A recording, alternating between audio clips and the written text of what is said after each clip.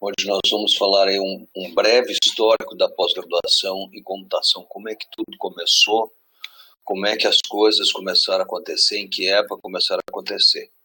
Então, a pós-graduação em nível de Brasil começou na década de 30, onde Francisco Campos propôs a implantação de uma pós-graduação nos moldes europeus. A implantação da pós-graduação nos moldes europeus ela é um pouco diferente da pós-graduação no modelo americano. Por quê? No modelo europeu, o aluno tem um tema de tese para trabalhar e ele passa aí 4, 5, 6 anos trabalhando na sua tese de doutorado, com encontros semanais, etc., quinzenais com o seu orientador. No modelo americano, é um pouco diferente, onde o aluno tem uma parte de créditos e depois, onde ele aprende alguns assuntos relacionados com a dissertação, com a tese, e na sequência ele então vai para efetivo desenvolvimento do seu trabalho. O modelo americano é implementado no Brasil atualmente, mas isso foi uma mudança que ocorreu ao longo do tempo. Então, na década de 30 ainda, voltando, foi implementado tanto no curso de Direito da Universidade do Rio de Janeiro, quanto na Faculdade Nacional de Filosofia na Universidade de São Paulo. Ok?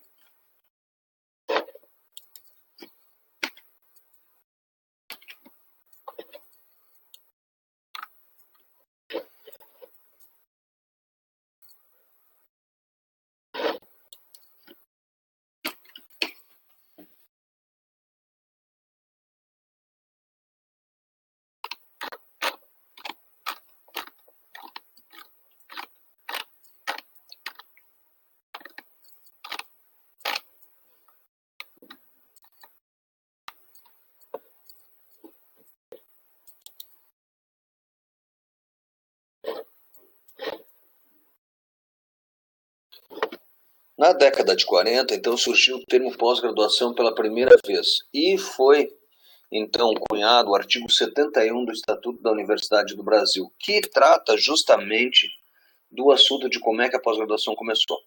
Na década de 50, houve um acordo entre os Estados Unidos e o Brasil com vistas ao intercâmbio de estudantes e pesquisadores e professores. O que aconteceu nessa década de 50? As universidades brasileiras perceberam a necessidade de que os professores das universidades brasileiras precisavam de uma atualização, precisavam de uma formação extra de pós-graduação, e aí foi feito um acordo entre os Estados Unidos e o Brasil, e por conta disso, como eu falei anteriormente, é que o modelo de pós-graduação foi alterado para o modelo brasileiro, para o modelo americano.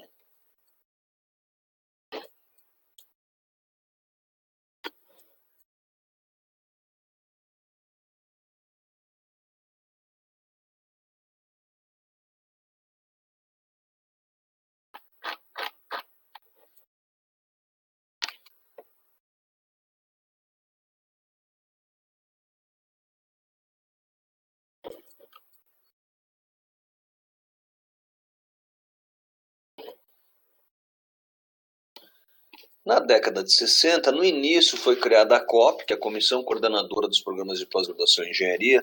A COP é um negócio tão grande no Rio de Janeiro que eles conseguem ter um orçamento anual maior do que muitas cidades do Brasil. Então, a COP assim, é uma potência em termos de ciência. Eles produzem ciência, têm contratos muito grandes com a Petrobras e com outras grandes empresas em nível de Brasil internacional. Na sequência, na década de 60, teve uma iniciativa importante na área de ciências físicas e biológicas, pelo resultado de um novo convênio com a Fundação Ford, a implementação do mestrado em matemática do UNB, doutorado do IMPA, tá? Inclusive o doutorado do Instituto de Matemática Pura e Aplicada é um dos mais importantes do Brasil, tá? Ele funciona desde a década de 70, e o mestrado e doutorado na Escola Superior de Agricultura de Viçosa, na Universidade Federal Rural do Rio de Janeiro, e assim como os cursos de pós-graduação do ITA e da UNB. Em 1965 surgiu então um documento importantíssimo que é efetivamente a base da pós-graduação do Brasil. Então, o parecer 977 do Conselho Federal de Educação formalizou todo o processo de pós-graduação em nível nacional. E quem foi o relator desse processo foi um cidadão chamado Newton Sucupira.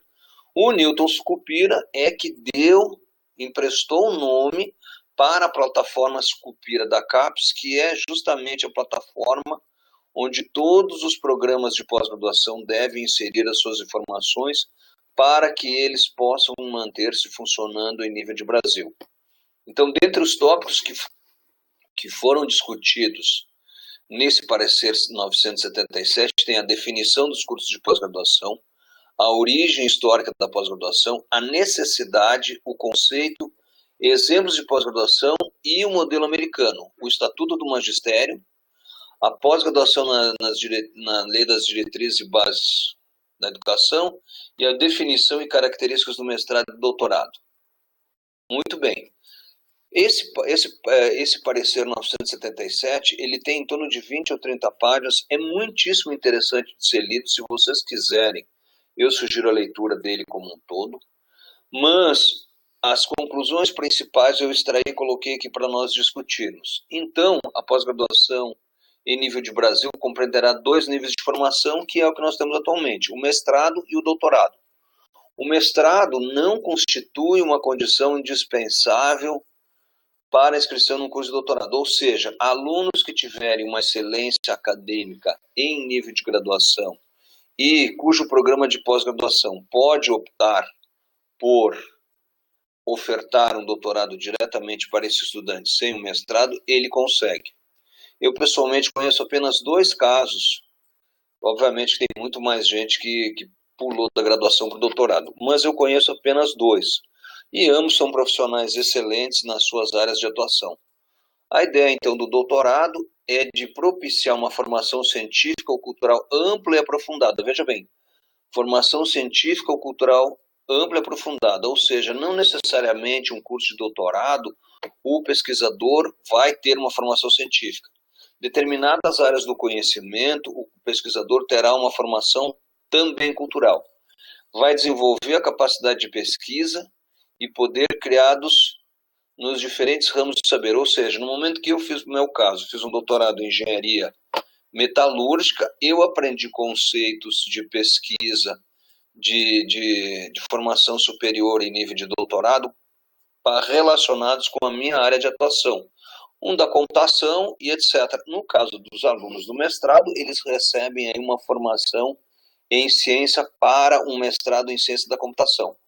Do candidato ao mestrado, existe uma dissertação, sob a qual ele vai ser avaliado se ele tem domínio no tema que ele escolheu, capacidade de sistematização.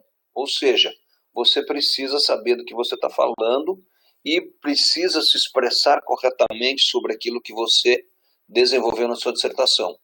Para o grau de doutor, aí então é importante que a gente perceba que para o mestre é a dissertação, para o doutor é a tese, e essa tese deve representar um trabalho de pesquisa, importando em uma real contribuição para o conhecimento do tema. Se nós levarmos em consideração a área de ciência da computação, via de regra, a tese de doutorado do aluno deve obrigatoriamente ter uma implementação, ter um estudo de caso, etc. Ok? O programa de estudos, tanto do mestrado quanto do doutorado, ele deve ser caracterizado por uma grande flexibilidade. Na prática, significa que o aluno pode ter uma formação completamente diferente daquilo que ele viu na graduação, deixando uma liberdade de iniciativa para o candidato, que receberá assistência e orientação de um diretor de estudos ou de um orientador, que seria o diretor de estudos, que constará no programa, sobretudo, de seminários, trabalhos de pesquisa, atividades de laboratório com a participação ativa dos alunos. Então, o que acontece? No momento que a pessoa ingressa no mestrado, ele vai ter um contato com o seu orientador, né, ou no caso, no nosso programa de pós-graduação, o orientador vai decidir em conjunto com o aluno quais são as disciplinas que ele irá fazer, além das disciplinas que ele obrigatoriamente tem que fazer. Ele espera-se que o aluno participe de seminários, participe de grupos de pesquisa, de trabalhos vinculados à sua dissertação e, se for o caso, outros trabalhos que irão enriquecer à formação acadêmica dele. Então, conforme o caso, aos candidatos ao doutorado serão confiadas tarefas docentes. Essas tarefas docentes que ele está falando aqui, atualmente, fazem uns 4 ou 5 anos pelo menos, que a CAPES, pelo menos os alunos que têm bolsas, tanto de CAPES quanto de CNPq, obrigatoriamente deverão fazer um negócio chamado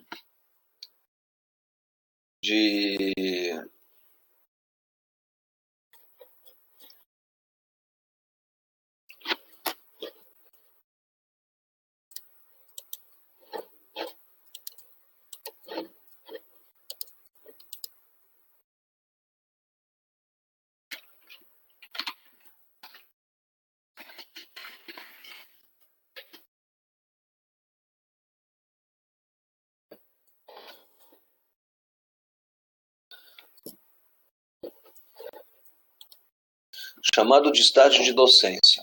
Qual que é a ideia do estágio de docência? Por exemplo, no meu caso, eu dou aula de matemática computacional na graduação. Eu chego para o meu aluno do mestrado e digo assim, ó, você prepare uma aula, ou 2, ou 3, ou mais aulas, sobre um determinado assunto da disciplina e que tem a ver com o seu mestrado. Na sequência que ele preparar esse material, ele vai lá e dá aula para os alunos. Caso ele não tenha relação, a dissertação não tenha relação com o conteúdo que eu trabalho na graduação, nós encontramos sempre uma alternativa onde o aluno tenha que exercitar os seus skills de docente. Por quê? Porque no final das contas espera-se que um mestre e que um doutor atuem na docência repassando conteúdos, conhecimento e experiências para outros candidatos ao mestrado, doutorado ou então até mesmo graduação e segundo grau. A ideia também é importante que a pós-graduação se faça em regime de tempo integral, pelo menos no que se refere à duração mínima dos cursos. Ou seja, quanto mais tempo o aluno permanecer em tempo integral trabalhando na sua dissertação, na sua tese, maior vai ser o seu rendimento e menor será o seu tempo de conclusão do curso. No meu caso, eu terminei o mestrado em 24 meses, como era preconizado pela regra, e o doutorado passou um pouco de 48 meses. Deu 3 semanas a mais. Existe, inclusive, na CAPES, uma resolução que diz que os programas de mestrado devem ter no máximo 24 meses e o doutorado no máximo 48 meses. Na prática, muitos programas de pós-graduação não conseguem fazer com que seus alunos concluam no prazo especificado. Por quê? Porque as pessoas trabalham, as pessoas têm problemas, são 2 anos ininterruptos que a pessoa fica rodando ali. Então, às vezes, o pessoal atrasa um pouco, atrasa 1 mês, atrasa 2. E isso tudo, quando for feita a avaliação do programa, vai aparecer a média de tempo que o pessoal ficou para terminar o mestrado e doutorado. Além disso, eu estabelecia a pós-graduação conforme o modelo americano, e a pós-graduação, stricto sensu, dar-se-ia em 2 níveis independentes e sem relação de pré-requisitos entre o primeiro e o segundo.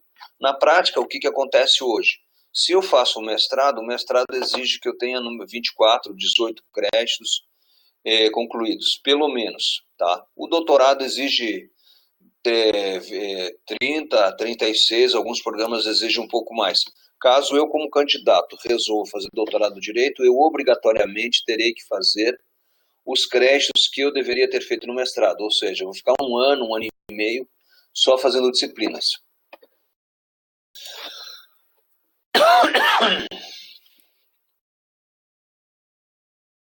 A primeira parte, então, do programa de mestrado e doutorado será destinada às aulas, onde o aluno fará uma série de disciplinas, e a segunda, a confecção do trabalho de conclusão. Os currículos, conforme o modelo americano, que compreendia o major, que é a área de concentração, e o minor, que são as matérias conexas. Então, o major seria a ciência da computação, e o minor seriam, então, as disciplinas relacionadas com a ciência da computação. Eu quero fazer na área de sistemas de computação. Aí, dentro de sistemas de computação, tem mais algumas áreas, aí cada um escolhe e verifica conforme for o negócio que lhe melhor aprouver. Tá. Muito bem, a CAPES, tá, que é a Coordenação de Aperfeiçoamento do Ensino Superior, é o órgão regulador, fiscalizador de todos os programas de pós-graduação em nível de Brasil. Uma das funções da CAPES é reconhecer e aprovar cursos de pós-graduação e avaliá-los a cada 4 anos. Ainda que no material esteja 3 anos, desde 2014, 2013, 2014, houve uma mudança na regra da CAPES, onde atualmente os programas têm 4 anos aí entre uma avaliação e outra. Então começou a se chamar uma avaliação quadrienal. Manter um portal de periódicos disponível online para alunos e professores de universidades que oferecem cursos e programas de pós-graduação. Esse portal da CAPES é um portal muitíssimo interessante, porque ele abrange muita produção científica, muitos periódicos em nível nacional que não teriam a abrangência que tem se não estivessem vinculados a esse portal de conteúdo. De tempos em tempos, inclusive, acontece uma coisa muitíssimo interessante, que é uma notícia que a CAPES, devido ao baixo número de acessos ao portal de periódicos da CAPES, vamos cancelar o contrato, etc. Isso é uma inverdade, é uma daquelas tradicionais fake news. Muito bem, dentre as principais atividades que a CAPES tem é a avaliação da pós-graduação stricto sensu, ou seja, todos os 48, 49 diferentes áreas do conhecimento são avaliadas pela CAPES, tá certo? Inclusive a gente vai falar sobre esse assunto daqui a pouco. Nós temos acesso e divulgação da produção científica, investimentos na formação de recursos de alto nível no país e no exterior, ou seja, uma das funções da CAPES é pagar bolsas de estudos em nível de mestrado e doutorado. Eu próprio fiz o mestrado com uma bolsa do CNPq e o doutorado com uma bolsa da CAPES. Promover a cooperação científica internacional por conta de editais públicos, onde universidades e países do exterior fazem ofertas de cooperação entre pesquisadores de lá e daqui. Indução e fomento na formação inicial de continuada de professores para a educação básica nos formatos presencial e à distância. Inclusive, a CAPES, ela é responsável pela Universidade Aberta do Brasil, que é justamente uma iniciativa do governo federal de fomentar o ensino à distância em nível nacional. Tem funcionado muito bem, inclusive a UEL tem um curso de graduação de licenciatura em computação que eu coordeno, que ele é vinculado ao AB, tá bom? Com relação à proposta do programa, muito bem, agora a gente vai discutir um pouco como é que um programa de pós-graduação em nível de mestrado e doutorado deve ser, como é que deve ser construída a sua proposta de modo que seja reconhecido pela CAPES. Essas informações são importantes para que nós vejamos quais são os trâmites, quais são os caminhos que um programa de pós-graduação precisa passar para poder chegar a ofertar um curso de mestrado ou doutorado. Então, ele precisa ser coerente e consistente entre a área básica, as áreas de concentração e as linhas de pesquisa. Então, o que acontece? A nossa área básica é ciência da computação. As áreas de concentração são as áreas cuja classificação está no CNPq, e vocês, inclusive, eu vou passar depois o material para vocês consultarem, e as linhas de pesquisa do programa. Por exemplo, eu trabalho com uma linha chamada Informática na Educação.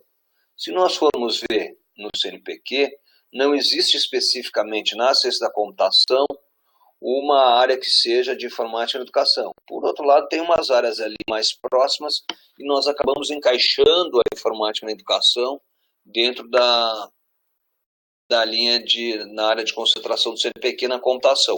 Por outro lado, engenharia de software, redes de computadores, banco de dados, matemática computacional, que são áreas mais tradicionais, que já estão no mercado há muito mais tempo do que informática na educação, elas existem efetivamente dentro das áreas de concentração específicas da CAPES do CNPq. Bom, uma proporção adequada entre a quantidade e abrangência de áreas de concentração, linhas de pesquisa e projetos de pesquisa. Então, o que acontece com certeza vocês devem ter visto aí nessa pesquisa que vocês fizeram sobre as linhas de pesquisa dos programas de pós-graduação. Tem programas de pós-graduação com 40 linhas de pesquisa, tá certo? Tá certo? E, inclusive, quantos projetos de pesquisa os caras têm? Tem professor que tem 4, 5, 6 projetos de pesquisa. Então, o que acontece? A CAPES vai olhar esse tipo de coisa, vai dizer assim, isso é legal, isso não é legal.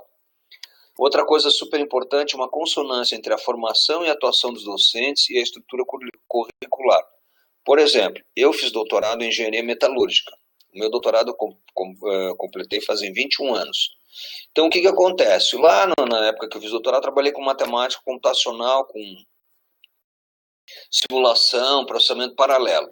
Só que no momento que terminei o doutorado, que eu comecei a minha vida profissional fora do âmbito da formação acadêmica, eu resolvi mudar e comecei a trabalhar com outras áreas do conhecimento, dentre elas a informática e educação.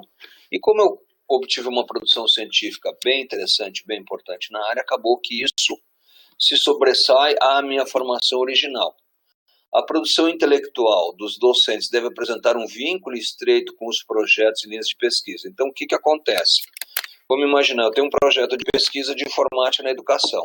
Ok, só que quando eu vou produzir artigos, eu produzo artigos em redes de computadores, por exemplo. Isso não é legal. O que é legal é que eu tenho um projeto de pesquisa, tá?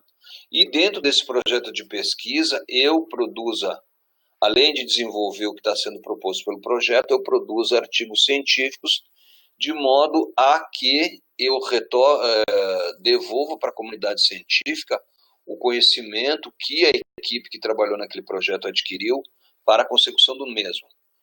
Então, outra coisa super importante é ressaltar os intercâmbios com a instituição de ensino e de pesquisa e também o setor produtivo nacional e internacional. Tanto é que os programas de pós-graduação só são classificados em níveis maiores à medida que eles conseguem provar a sua inserção em nível internacional. Por exemplo, no nosso departamento nós tivemos recentemente um professor que fez um pós-doutorado na Itália e mantém um vínculo de pesquisa com aquele país. Na sequência, um outro colega ficou um ano na Inglaterra, numa universidade inglesa, e mantém um vínculo. Agora nós temos um colega que está no Canadá, trabalhando numa universidade canadense, fazendo pós-doutorado lá.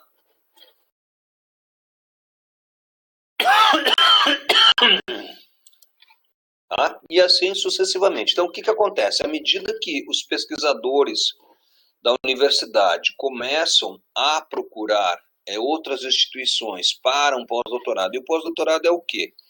É justamente aquele momento em que o pesquisador suspende as suas atividades profissionais dentro da universidade e busca uma outra universidade onde ele vá participar ou do grupo de pesquisa de um pesquisador ou de um departamento dessa universidade, de modo que ele consiga obter conhecimentos novos e experiências novas que irão acrescentar a sua formação original de doutorado, tá certo? Muito bem. Tem um outro conceito aqui muito interessante, que é o Núcleo de Referência Docente 6. Esse Núcleo de Referência Docente 6, ele é a base do programa, ou seja, é o corpo docente da universidade que tem um vínculo estável com a instituição de ensino superior de no mínimo 30 horas semanais e 9 meses por ano. Por que esses 9 meses por ano? Porque o modelo americano, os professores trabalham apenas 9 meses por ano e caso eles queiram trabalhar os 12 meses, etc., eles então têm que trabalhar em cursos de férias. E a ideia é que eles dediquem a atividade de docência, pesquisa e orientação no mínimo 30% do seu tempo. Então, no nosso caso, na UEL, nós temos obrigação é modo de dizer, porque às vezes a pessoa tem um cargo administrativo, acaba não preenchendo as 40 horas com atividades extras que não de docência, mas a gente teria então 16 horas específicas no nosso quadro de 40 horas que nós devemos trabalhar com pesquisa, ensino e extensão. Projetos, né? Além dessas 16 horas, eu tenho mais outras horas que eu tenho que estar em sala de aula e outras tantas para atividades administrativas e de orientação. Com relação ao corpo docente do programa de pós-graduação, todos devem ser doutores. Ou seja, para atuar na pós-graduação, seja em nível de mestrado ou em nível de doutorado, o docente deve obrigatoriamente ser doutor. Por que essa exigência? Porque imagina-se, espera-se que uma pessoa que tenha feito doutorado, ele já tenha o conhecimento suficiente para poder transmitir para os seus alunos e transmitir para as novas gerações aquele conhecimento, aquela experiência que ele adquiriu. Mais de 80% deles em NRD 6 e mais de 90% com envolvimento em atividades de ensino, pesquisa e orientação. Então, na realidade,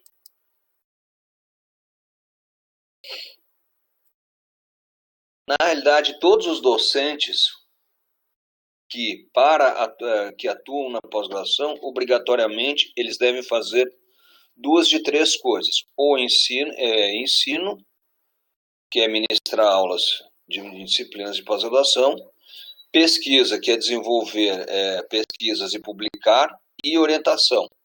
Então, se eu fizer duas dessas três, se eu orientar e publicar, ou se eu der aula e publicar, ou se eu der aula e orientar, eu obrigatoriamente vou ser considerado, não pelo programa em si, mas pela própria CAPES, como um docente permanente do programa de pós-graduação.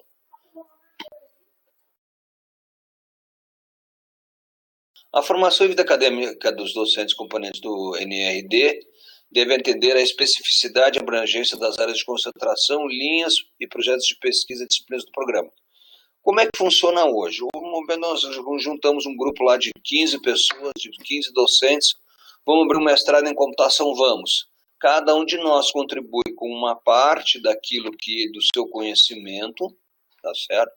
E essa parte junta tudo num ambiente e as pessoas começam a trabalhar, tá bom? Além...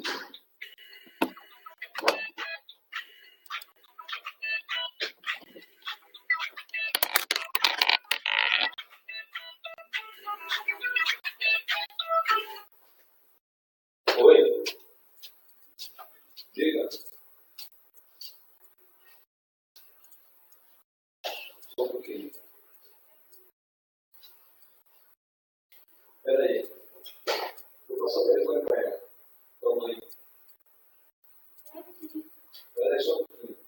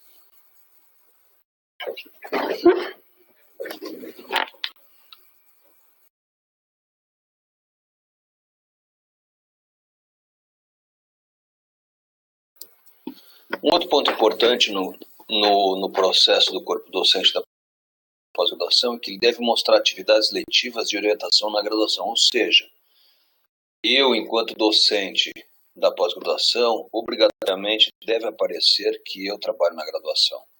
Porque o que se percebeu ao longo do tempo? Que as universidades começaram a segmentar o seu quadro de docentes.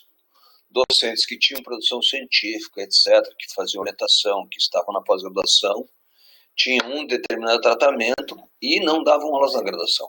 E os outros docentes que não quero participar da pós, não estou cansado, e isso ninguém é obrigado a participar de pós-graduação só porque faz parte de uma universidade. Então as pessoas segmentou. Então a CAPES chegou e disse assim, não, a partir de agora, todo mundo que der aula, que trabalhar na pós-graduação, obrigatoriamente deve ter uma contraparte, ou seja, deve aparecer em algum lugar que ele trabalha na graduação. Ok? Além disso, deve apresentar uma produção científica regular, com pelo menos uma publicação por ano na forma de livros, capítulos de livros ou artigos em periódicos arbitrados e indexados, nacionais e internacionais, pertinentes à área, em quales A e B. Na prática, e na computação, pelo menos, não acontece do pesquisador publicar apenas um artigo. Para que a gente sobreviva na pós-graduação, e isso em qualquer programa de pós-graduação, o nível de exigência de produção científica é muito maior.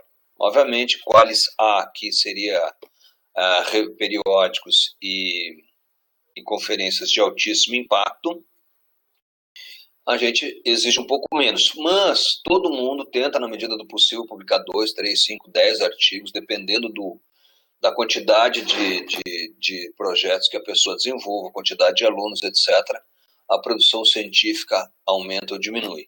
Além disso, eles devem apresentar trabalhos em reuniões científicas de pesquisa nacionais ou internacionais, publicações anais. Ou seja, na área de computação, além de nós termos o qualis de periódicos, nós temos o qualis de conferências. Então, no momento que eu submeto um artigo para uma conferência, que tem um qualis A ou B, eu obrigatoriamente já estou compartilhando com os pares, e isso vai contar na minha avaliação na pós-graduação. Além disso, deve ser de reconhecida a projeção com participação em comitês, assessorias e comissões em órgãos de pesquisa e ensino. Então, aspectos mais administrativos ou aspectos de participação em comitês de avaliação de projetos de pesquisa são super importantes, tá certo? Além do que, participação em corpo editorial de periódicos e comitês científico de congresso e associações nacionais e internacionais.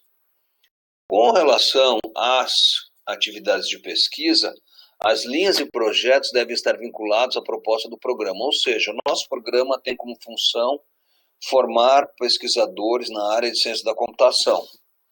Para isso, eu vou criar um projeto, os docentes montam projetos de pesquisa, tá? E esses projetos de pesquisa, então, vão sendo desenvolvidos ao longo do tempo, e os alunos de mestrado e doutorado, conforme for o caso, vão sendo encaixados nesses projetos, e a formação deles fica vinculada à produção científica daquele projeto de pesquisa. Então, por exemplo, eu tenho um projeto com a Fundação Araucária, onde eu coloquei um aluno que vai estar terminando o mestrado agora, ele já escreveu um artigo, estamos escrevendo mais artigos, vamos publicar esses artigos vinculados a esse projeto de pesquisa, e isso tudo vai passar por uma avaliação pela CAPES.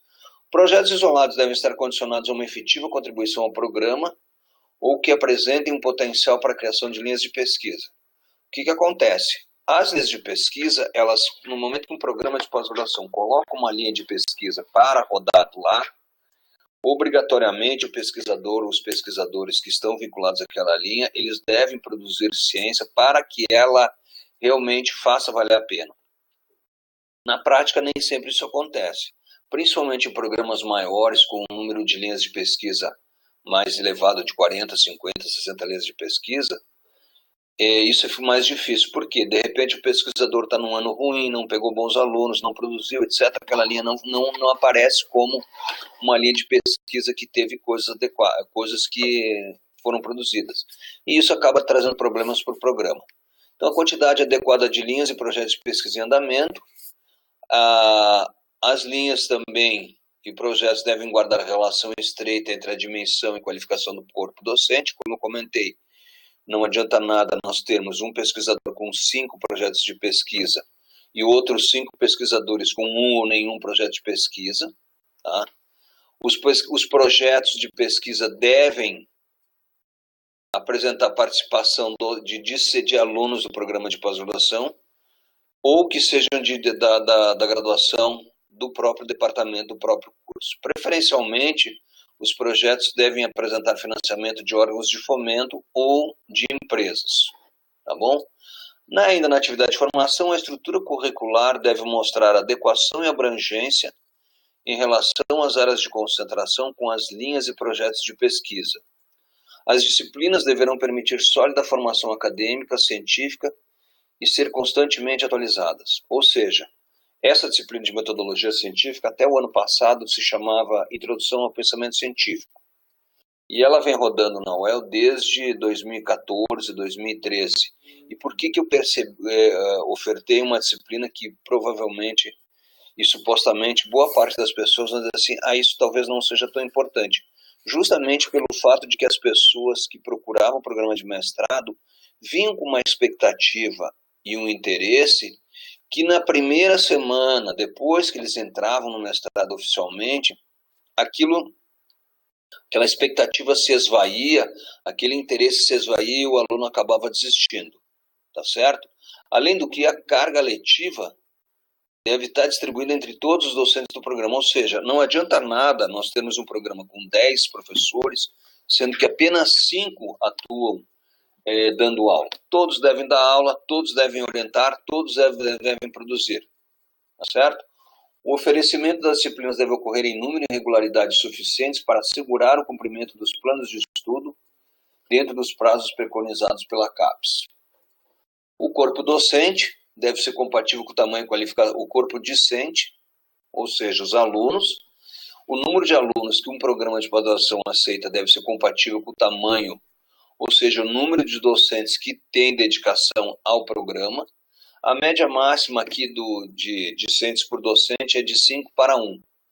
Na verdade, isso é uma coisa que, ainda que eu tenha modificado o meu material, é uma coisa que muda com frequência. Já teve casos que era 6 para 1, já teve casos que é 8 para 1. Atualmente, isso é 8 para 1, ainda que muito poucos professores consigam chegar num nível de orientar 8 alunos concomitantemente. Tá bom? Além disso, devem ter orientadores desde o primeiro momento que são admitidos no programa. No nosso programa de pós-graduação, diferentemente de alguns outros que vocês vão encontrar por aí, no momento que o aluno apresenta sua candidatura para o mestrado em computação, ele já deve vir com uma carta de aceite do seu orientador. Por que isso?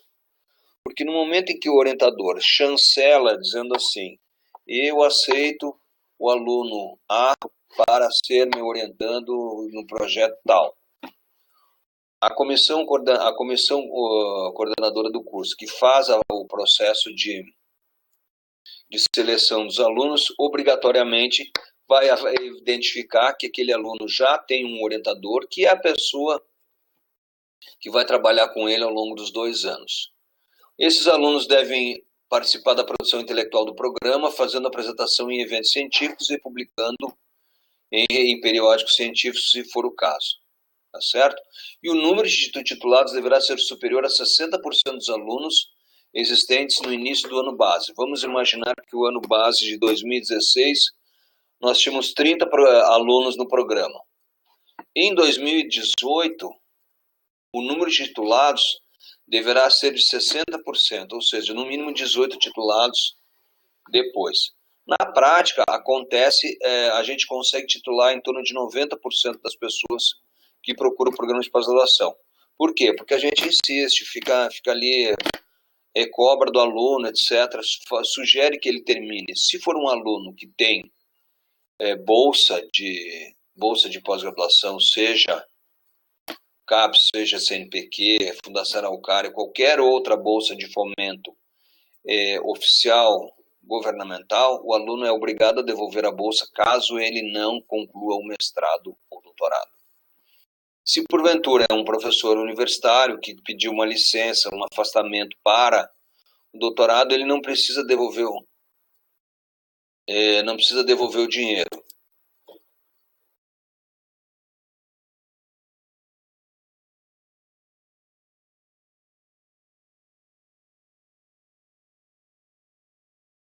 Tá? As bancas examinadoras, o tempo médio de titulação deve ser igual ou menor que 24 meses para o mestrado e 36 meses para o doutorado. Ou seja, na prática, é muito difícil para um mestrado que o aluno conclui em menos de 24 meses. Para o doutorado, em menos de 36. Mas acontece em casos onde o aluno conclui um mestrado em 12 meses. Nós já tivemos um caso de um aluno do nosso mestrado aqui que concluiu o mestrado em 12 meses e o doutorado em 36 meses, mas é muito difícil. As bancas devem contar com a presença de membros externos à unidade de, no mínimo, 1/3 para mestre, ou seja, eu tenho que ter no mínimo 3 docentes para uma banca de mestrado, sendo que um desses deve ser externo, e no mínimo 5 para o doutorado, sendo que 2 devem ser externos também.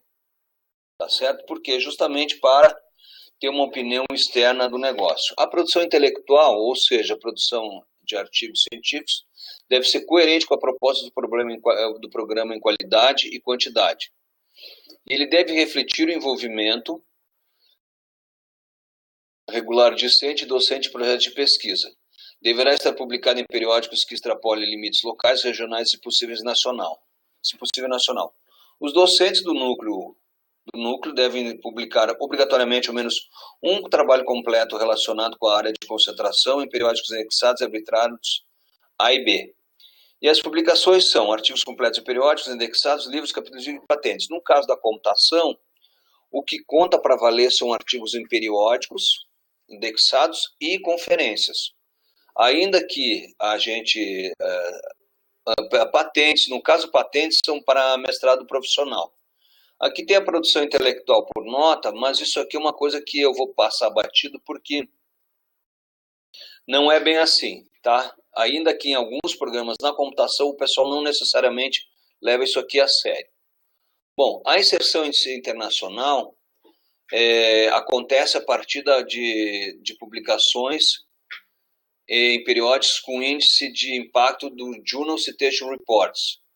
O doutorado sanduíches ou intercâmbio internacional demonstrado através de fomento internacional, programa de cooperação internacional, publicações em conjunto dos grupos parceiros. Então, o Journal Citation Report é um índice, um dos vários índices que existem em nível internacional, onde os pesquisadores se baseiam para submeter seus artigos científicos, tá certo?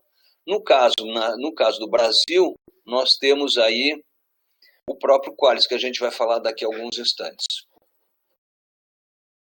A inserção internacional é a participação em corpo editorial de revista de circulação internacional, participação como convidado de eventos científicos internacionais, docentes e alunos otorgados com prêmios acadêmicos internacionais, inserção de alunos estrangeiros no programa, mestrado, doutorado e pós-doutorado, inclusive é uma coisa super importante. A CAPES, até uns 4, 5 anos atrás, tinha um programa de bolsas para alunos do estrangeiro, onde alunos de outros países, principalmente da América do Sul, vinham até o Brasil fazer mestrado e doutorado. Tá? Aí agora uma coisa importante são os coordenadores de área. Então, como eu comentei com vocês, nós temos aí um número bem grande de áreas do conhecimento. E a ideia dos coordenadores de áreas é que eles são consultores acadêmicos escolhidos dentre profissionais com comprovada experiência, qualificação, ensino, orientação de pós-graduação e pesquisa e inovação. Esses pesquisadores, eles são consultores designados pela CAPES para, num período de 4 anos, planejar e executar as atividades das respectivas áreas junto à CAPES, especialmente aquelas relativas à avaliação dos programas de pós-graduação. No caso da computação, desde 2018, se eu não me engano, nós temos o Paulo Roberto Freire Cunha, da Federal de Pernambuco, que é o coordenador da área da computação, o José Carlos Maldonado, da USP, que é o coordenador adjunto, e o Avelino Zoros, que é da PUC do Rio Grande do Sul, como coordenador adjunto de mestrado profissional. Então, esses 3 pesquisadores são os responsáveis por montar um grupo de especialistas, e esse grupo de especialistas, junto com esses 3 pesquisadores, eles acabam por determinar as regras de avaliação da pós-graduação, tá certo? Obviamente que isso não é uma coisa que eles decidam da cabeça deles e fica tudo por isso. Isso é uma coisa onde há uma discussão na comunidade, a comunidade dá sugestões para esse comitê e eles acatam ou não parte ou todas as sugestões. Bom, o que vem a ser o Qualis? O Qualis indica quais são os periódicos mais procurados por pesquisadores de uma determinada área do conhecimento para publicar em suas pesquisas e, portanto, destaca quais são os periódicos considerados mais relevantes pelos pesquisadores da área. Tá certo?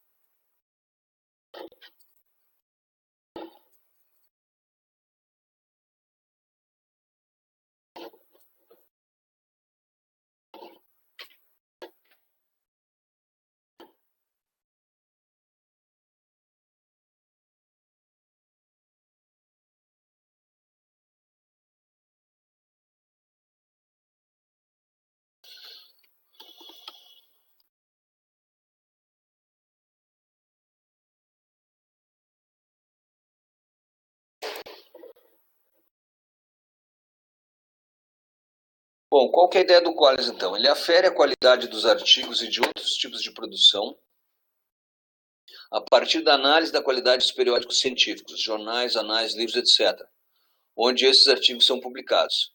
Então, a ideia basicamente é a seguinte: ele não é uma ferramenta para dizer para os pesquisadores onde eles devem publicar. Ele simplesmente pega o comitê de área que eu comentei anteriormente com vocês, ele simplesmente pega e verifica onde é que os pesquisadores mandaram seus artigos, quais periódicos e, com base em critérios claros, específicos, eles determinam se aquele periódico é um periódico que realmente deve constar no Qualis ou não. Então, tem informação não só de onde a área publica, mas onde deve publicar. Em que sentido isso? À medida que nós percebemos que tem muitos pesquisadores brasileiros submetendo artigos para uma determinada área, isso está apontando para uma direção para todos que as pessoas devem seguir, do tipo assim, olha, está todo mundo publicando em tal conferência, que é uma conferência importante, aí acaba criando uma colaboração entre os pesquisadores.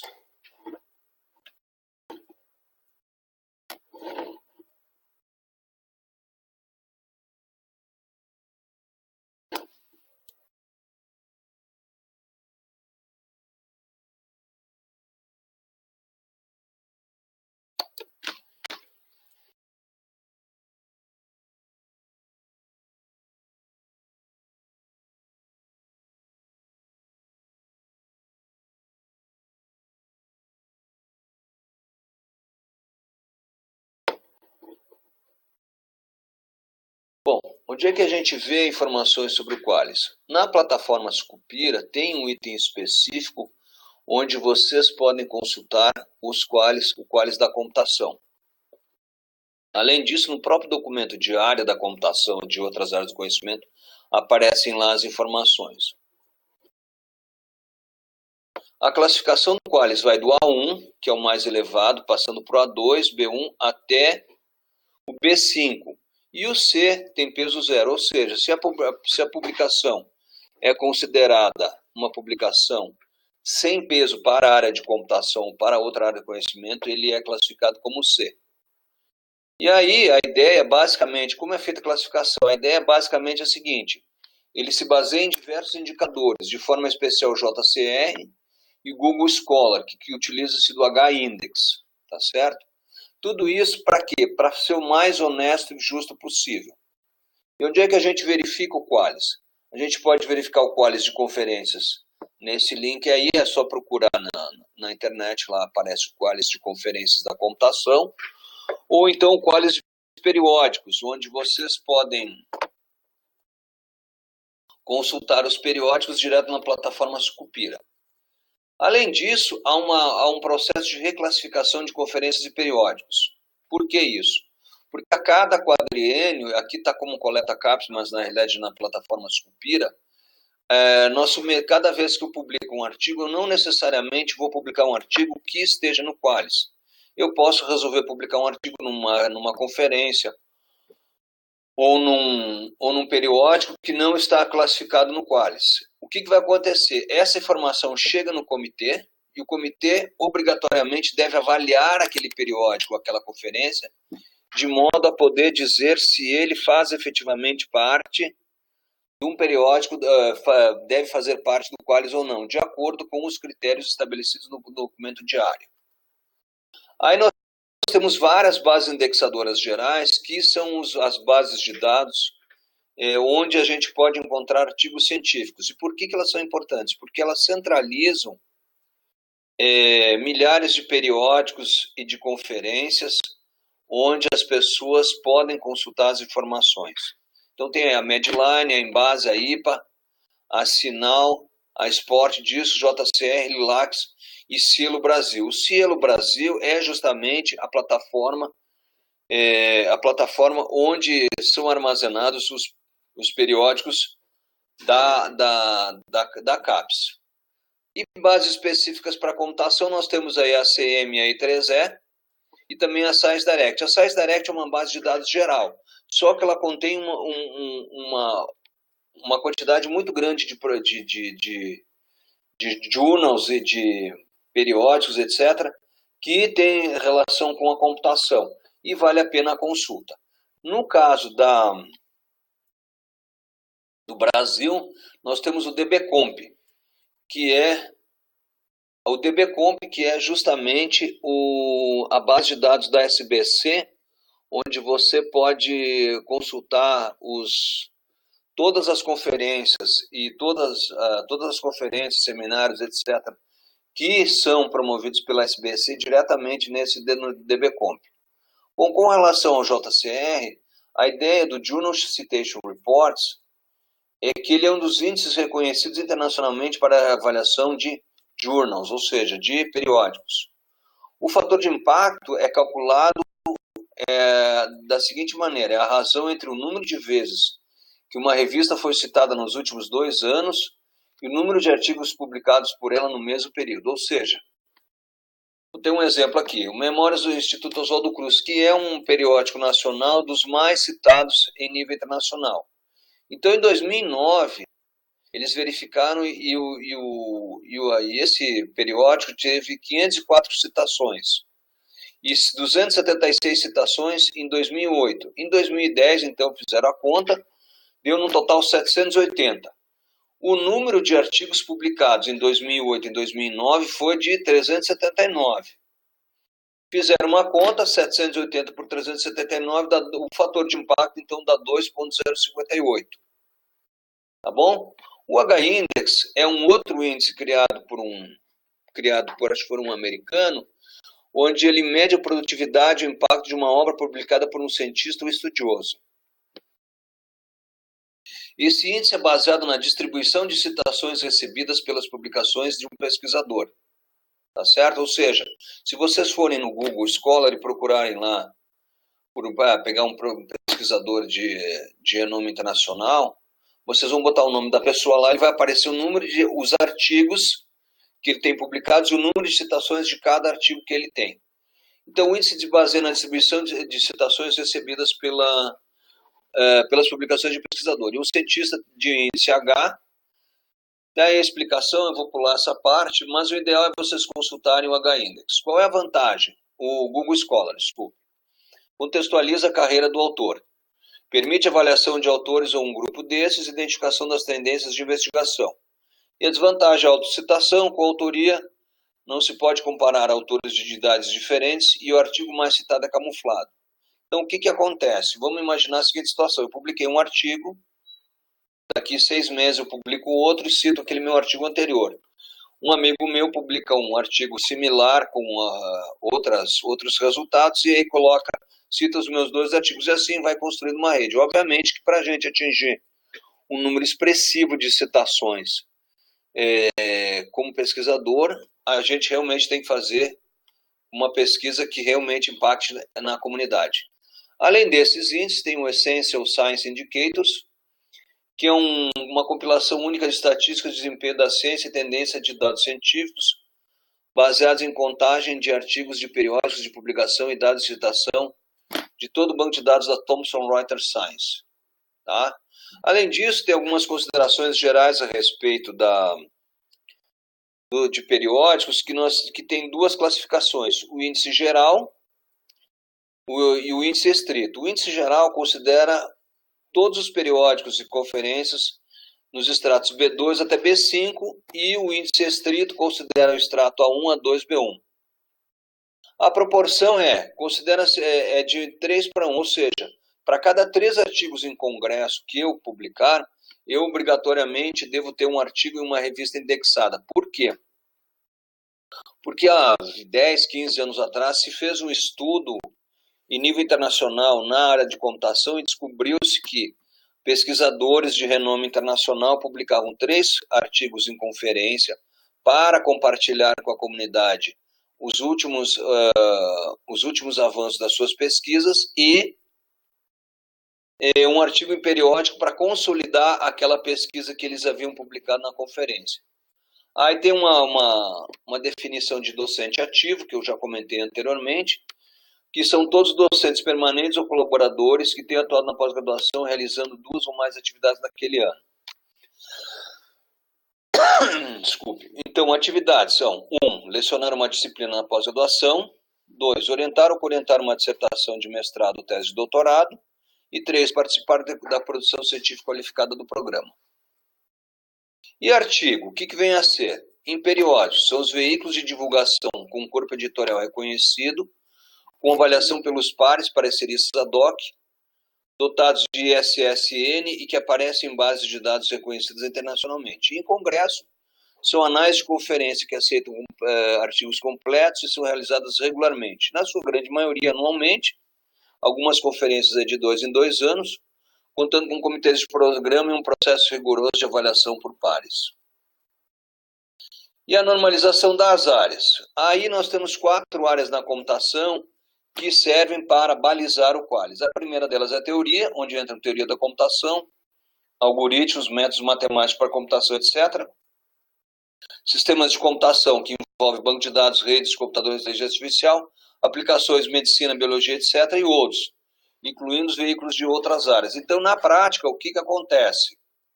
Toda vez que eu publicar um artigo que é relacionado com uma daquelas áreas, 1 e 2, o QUALIS é calculado normalmente. Se porventura cai na área 3 ou na área 4, há um decréscimo por conta de que não é um periódico da área. E por que é feito isso? Justamente para garantir que os periódicos que são efetivamente da área de computação tenham um índice maior. Então aí está a forma do índice de impacto, que tem o JCR, calcula o J estrela, que é uma raiz quadrada do JCR, dividido pelo MX, que é o valor da mediana calculada para a sub-área do índice X, tá? E os critérios de avaliação são esses aqui. Eu não vou me ater muito nessa discussão aqui, porque isso aqui nesse ano, provavelmente no máximo no ano que vem deve mudar, eles devem mudar algumas coisas, e a gente acaba não ocupando essa informação, tá certo? Era isso por hoje então, pessoal, muito obrigado pela atenção de vocês. Em breve mais um vídeo sobre